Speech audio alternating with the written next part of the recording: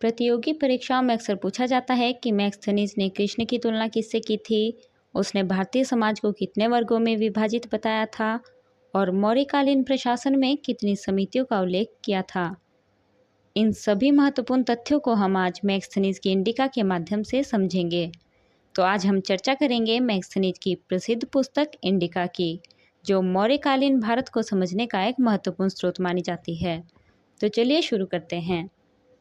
मैक्सथनीज यूनानी शासक Seleucus Nicator का राजदूत था, जिसे चंद्रगुप्त मौर्य के दरबार में भेजा गया था। वह लगभग 304 ईसा पूर्व से 299 ईसा पूर्व तक, यानी लगभग 5 वर्षों तक भारत में रहा। भारत में अपने अनुभवों के आधार पर उसने यूनानी भाषा में इंडिका नामक ग्रंथ की रचना की। यद्यपि इसका मूल ग्रंथ आज उपलब्ध नहीं है, लेकिन बाद में विभिन्न लेखकों द्वारा उद्धृत अंशों को स्वानवेक ने 1846 ईस्वी में संकलित किया और इसके बाद जॉन वॉटसन मैक्क्लेंडल ने 1891 ईस्वी में इसका अंग्रेजी में अनुवाद किया। अब जानते हैं कि इंडिका से हमें कौन कौन सी महत्वपूर्ण जानकारियाँ प्राप्त होती हैं। सबसे पहले मैक्सथनीज ने मौर्य साम्राज्य की पश्चिमी सीमा का वर्णन किया है। उसके अनुसार मौर्य साम्राज्य में अराकोशिया अर्थात कंधार, जेड्रोशिया अर्थात बलूचिस्तान, एरिया अर्थात हेरात तथा पेरिपेनिस्टाई अर्थात काबुल जैसे क्षेत्र शामिल थे। इससे स्पष्ट होता है कि मौर्य साम्राज्य उस समय कितना विशाल था। केवल साम्राज्य की सीमाएं ही नहीं, मैक्सथनीज ने तत्कालीन राजधानी पाटलिपुत्र का भी विस्तृत वर्णन किया है। उसने पाटलिपुत्र को पोलिब्रोथा कहा है और परीक्षा की दृष्टि से यह तथ्य बहुत महत्वपूर्ण है। उसके अनुसार यह नगर गंगा और सोन नदियों के संगम के निकट स्थित था और नगर लगभग 16 किलोमीटर लंबा और 3 किलोमीटर चौड़ा था। इसकी सुरक्षा के लिए चारों ओर लकड़ी की एक विशाल दीवार और गहरी खाई बनाई गई थी। इससे उस समय की उन्नत नगर योजना और सुरक्षा व्यवस्था का भी पता चलता है। अब बात करते हैं पाटलिपुत्र नगर के प्रशासन की।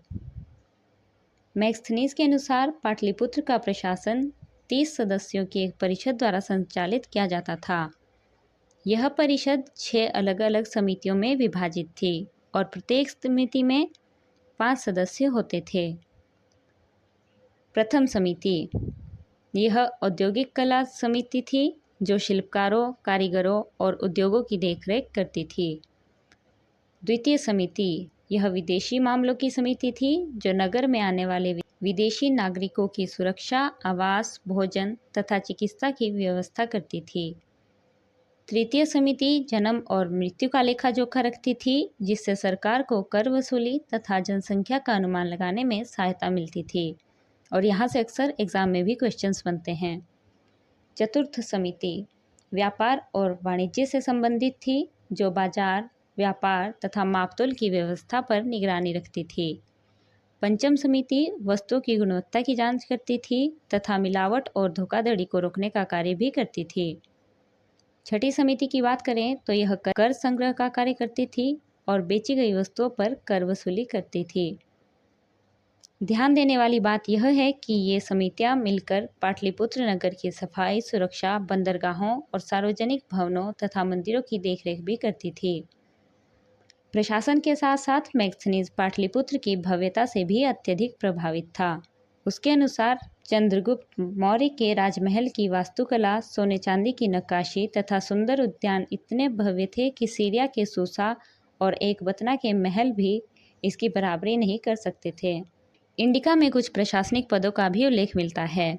मैक्सथनीज ने जिला अधिकारियों को एग्रोनोमोई तथा नगर अधिकारियों को एस्टिनोमोई कहा है। यह तथ्य भी परीक्षाओं में पूछा जाता है। अब बात करते हैं सैन्य प्रशासन की। मैक्सथनीज के अनुसार सैन्य प्रशासन के लिए 6 समितियां कार्य करती थी। ये समितियां क्रमशः नौसेना, यातायात एवं रसद, पैदल सेना, अश्वारोही सेना, रथ सेना तथा गज सेना का संचालन करती थी। इससे स्पष्ट होता है कि मौर्यकालीन सेना सुव्यवस्थित और संगठित थी। आर्थिक व्यवस्था के संबंध में मैक्सथनीज ने उल्लेख किया है कि किसानों से उपज का लगभग 1/4 भाग भू राजस्व के रूप में लिया जाता था। अब समाज की बात करें तो मैक्सथनीज ने भारतीय समाज को 7 वर्गों या जातियों में विभाजित बताया है और यहाँ से भी अक्सर एग्जाम में क्वेश्चंस बनते हैं। इन सातों वर्गों में दार्शनिक, कृषक, अहीर या पशुपालक, शिल्पी एवं कारीगर, सैनिक, निरीक्षक या गुप्तचर तथा सभासद या अमात्य शामिल थे। इसके अतिरिक्त मैग्स्थनीज ने लिखा है कि भारत में अकाल नहीं पड़ता था तथा यहाँ पर दास प्रथा का भी अभाव था। उसने दर्दिस्तान अर्थात कश्मीर क्षेत्र को सोने की खानों वाला क्षेत्र बताया है। इसी क्रम में मैग्स्थनीज ने उत्तरापथ का भी उल्लेख किया है। यह मार्ग सिंध को बंगाल से जोड़ता था और प्राचीन भारत के प्रमुख व्यापारिक मार्गों में से एक माना जाता था। अंत में धर्म के विषय में भी मैग्स्थनीज ने महत्वपूर्ण जानकारी दी है। उसने भारतीय देवताओं की तुलना यूनानी देवताओं से की। उसके अनुसार शिव की तुलना डायोनिसिस तथा कृष्ण की तुलना हेराक्लिस से की जा सकती है। यह तथ्य भी अक्सर एग्जाम में पूछे जाते हैं। इस प्रकार मैग्स्थनीज की इंडिका मौर्यकालीन भारत के प्रशासन, समाज, सेना, अर्थव्यवस्था तथा धार्मिक जीवन को समझने का एक महत्वपूर्ण स्रोत है। आई होप मैग्स्थनीज की इंडिका से संबंधित यह जानकारी आपके लिए उपयोगी रही होगी।